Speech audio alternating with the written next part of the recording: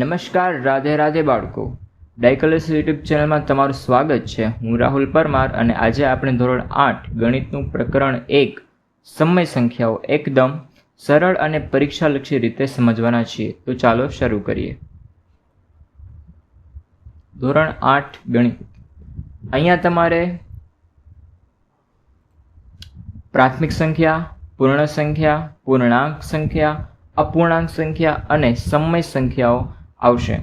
તો પહેલાં જોઈએ કે પ્રાથમિક સંખ્યા એટલે શું. તો પ્રાથમિક સંખ્યા એટલે જે સંખ્યા 1થી ચાલુ થતી હોય, 1થી 1, 2, 3, 4 અને અનંત સુધી, એટલે કે નેચરલ નંબર્સ 1, 2, 3, 4 અનંત સુધી ચાલ્યા જ જાય. પછી છે પૂર્ણ સંખ્યા. પૂર્ણ સંખ્યા એટલે શું? તો જે સંખ્યા 0થી ચાલુ થતી હોય, એટલે કે 0, 1, 2, 3, 4 અનંત સુધી ચાલ્યું જ જાય. 0, 1, 2, 3, 4 કે પ્રાથમિક સંખ્યામાં બસ ખાલી 0 મારી દો એટલે પૂર્ણ સંખ્યાઓ. હવે પૂર્ણાંક સંખ્યાઓ. તો પૂર્ણાંક સંખ્યાઓ એટલે શું? કે જે સંખ્યા માઇનસવાળી અને પ્લસવાળી, એટલે કે ધન અને ઋણવાળી સંખ્યાઓ, એટલે કે -3, -2, -1, 0, 1, 2, 3, 4 અનંત સુધી અને આ બાજુ પણ અનંત સુધી, એટલે કે -+વાળી સંખ્યાઓને આપણે પૂર્ણાંક સંખ્યાઓ કહેશી.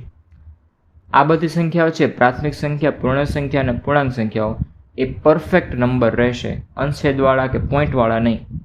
હવે અપૂર્ણાંક સંખ્યાઓ. અપૂર્ણાંક સંખ્યાઓ એટલે કઈ? તો કે અંશછેદવાળી બધી જ સંખ્યાઓ, એટલે કે 3/2 ઉદાહરણ તરીકે, 5/8, 10/12, આ બધી સંખ્યાઓ કોઈ છે? અપૂર્ણાંક સંખ્યા. પણ હા, ખાસ એ ધ્યાન રાખવાનું કે અહીંયા માઇનસવાળી સંખ્યા નહીં આવે અપૂર્ણાંક સંખ્યામાં, માત્ર ને માત્ર પ્લસવાળી, એટલે કે ધન સંખ્યાઓ છે. હવે સમય સંખ્યાઓ એ સેમ ટુ સેમ અપૂર્ણાંક સંખ્યાઓ, પણ અહીંયા માઇનસવાળી આવશે, એટલે કે 3/5, 8/2, -10/21, -7/8, આ બધી સંખ્યાઓ સમય સંખ્યાઓ. ઓકે, આમાં પ્લસવાળી અને માઇનસવાળી બે સંખ્યા આવી શકે અને અપૂર્ણાંકમાં માત્ર ને માત્ર પ્લસવાળી સંખ્યા. તો આઈ હોપ કે તમને સમજાઈ ગયું હશે સંખ્યાઓ વિશે. ઓકે, હવે એના પછી તમારે આવશે સમૃદ્ધતાનો ગુણધર્મ.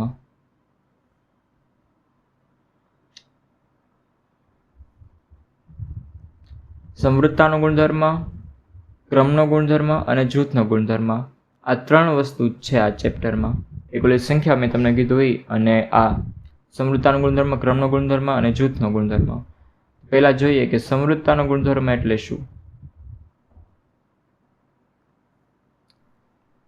કોઈ પણ સંખ્યાની ગાણિતિક ક્રિયા કરવામાં આવે અને એ જ સંખ્યા મળે તો તેને સમૃદ્ધતાનો ગુણધર્મ કહેવાય. સર એટલે શું? તો જો કોઈ પણ સંખ્યા, એટલે કે પ્રાથમિક સંખ્યા, પૂર્ણ સંખ્યા, પૂર્ણાંક સંખ્યા, અપૂર્ણાંક સંખ્યા કે સમય સંખ્યા, આ 5માંથી કોઈ પણ તમે એક લઈ લ્યો. જેમ કે હું લઉં પૂર્ણ સંખ્યાઓ. તો પૂર્ણ સંખ્યાઓ, કોઈ પણ સંખ્યાની ગણતરી ક્રિયા, સંખ્યા એટલે પૂર્ણ સંખ્યા 3 અને 5, બરાબર, 3 અને 5. કોઈ પણ સંખ્યાની, એટલે કે 3 અને 5 ની ગાણિતિક ક્રિયા, એટલે કે સરવાળો, બાદબાકી, ગુણાકાર અને ભાગાકાર, આ ગાણિતિક ક્રિયા કરવામાં આવે, એટલે કે 3 અને 5ની કોઈ પણ કરી નાખું. માની લો કે હું પ્લસ કરું, બરાબર, જવાબ શું મળશે? 5 ને 3 8. તો 3 કઈ સંખ્યા? પૂર્ણ અથવા પૂર્ણાંક. પૂર્ણ સંખ્યા છે. 5 કઈ છે? તો કે પૂર્ણ. અને જવાબ આપણને શું મળ્યો? એટલે કે પરિણામ શું મળ્યું? પૂર્ણમાં જ મળ્યું, બરોબર. એનો મતલબ કે કોઈ પણ સંખ્યા લઈ લો તમે, પૂર્ણ લઈ લો, પ્રાથમિક લઈ લો, અપૂર્ણાંક લઈ લો, અને જવાબ એ જ સંખ્યામાં મળતો હોય. તમે જે સંખ્યાનું કર્યું, માની લો કે અપૂર્ણાંકનું કર્યું, 2 અપૂર્ણાંકનું કર્યું, કે 3/8 પ્લસ 2/3 અને આનો જવાબ એ જ સંખ્યામાં મળતો એટલે કે અપૂર્ણાંકમાં જ, તો એને આપણે કયો ગુણધર્મ કહીએ? સમૃદ્ધતાનો ગુણધર્મ. ઓકે, હવે એના પછી ક્રમનો ગુણધર્મ. તો ક્રમનો ગુણધર્મ એટલે શું? તો કોઈ પણ સંખ્યાની ગણતરીનો ક્રમ બદલવાથી એક જ પરિણામ મળે તો તેને ક્રમનો ગુણધર્મ કહે છે. એટલે કે અહીંયા સમૃદ્ધતા જેવું નહીં કે તમે સંખ્યા લીધી કે પૂર્ણ સંખ્યા લીધી, અપૂર્ણાંક સંખ્યા લીધી, આમાં એ નહીં. આમાં માત્ર હું જોવાનું કે કોઈ પણ સંખ્યા ખાલી 3, 4, 5, 8, 0, -3, બરાબર. તો જોઈએ આપણે કે માની લ્યો કે 12 લઈ, 12 પ્લસ ગણતરી ક્રિયા એટલે કે 12 પ્લસ 8, બરાબર. તો 12 પ્લસ 8 શું જવાબ મળે આપણને? 20, બરાબર. 20 જવાબ મળે. તો હવે એનો ક્રમ બદલવાથી, શું કીધું છે? ક્રમ બદલવાથી એટલે કે 12 પ્લસ 8 હતા, તો 8 પ્લસ 12 કરી નાખી, જવાબ શું મળે? 8 ને 12, 20, બરાબર. તો એક જ પરિણામ મળે તો તેને શું કહેવાય? ક્રમનો ગુણધર્મ. એટલે બેમાં શું જવાબ આવ્યો? 20. એટલે આને તમે કેવી રીતે લખશો?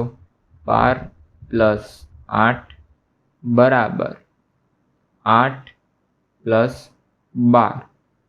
ઓકે, તો ક્રમ બદલવાથી એ જ જવાબ મળતો હોય તો એને આપણે ક્રમનો ગુણધર્મ કહીશું. હવે એના પછી જૂથનો ગુણધર્મ. તો કોઈ પણ સંખ્યાની ગણતરી અલગ અલગ જૂથમાં કરવામાં આવે અને એક જ પરિણામ મળે તો તેનો શું કહેવાય?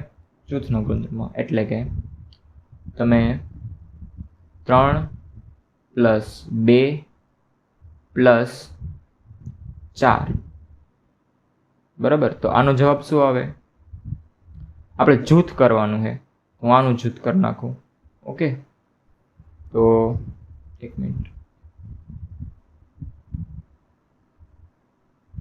ઓકે, 3 પ્લસ 2 પ્લસ 4, કે આમાં મેં જૂથ કોનું બનાવ્યું હતું? કે 2 અને 4નું.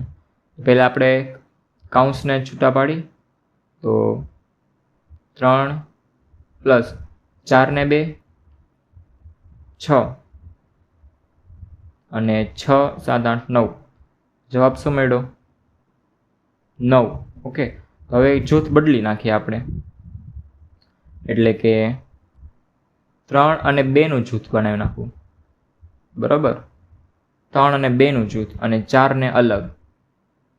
મતલબ મૂળ કે તમે ગણતરી ક્રિયા કરતા હોય અને એને જૂથમાં અલગ અલગ કરીને બનાવો. આમાં કેમ મેં 2 પ્લસ 4 કર્યું અને પછી 3 પ્લસ 2 જૂથ બદલાવી નાખ્યા. ઓકે, તો હવે જોઈએ. 3 ને 2 5, 5 પ્લસ 4. અક્ષર થોડાક ઉકલેબલ તો છે, એમ તો ચાલશે. 5 ને 4 9. ઓકે, તો જવાબ સેમ આવ્યો. તો આને શું કહેશે આપણે? જૂથનો ગુણધર્મ. Okay, thank you.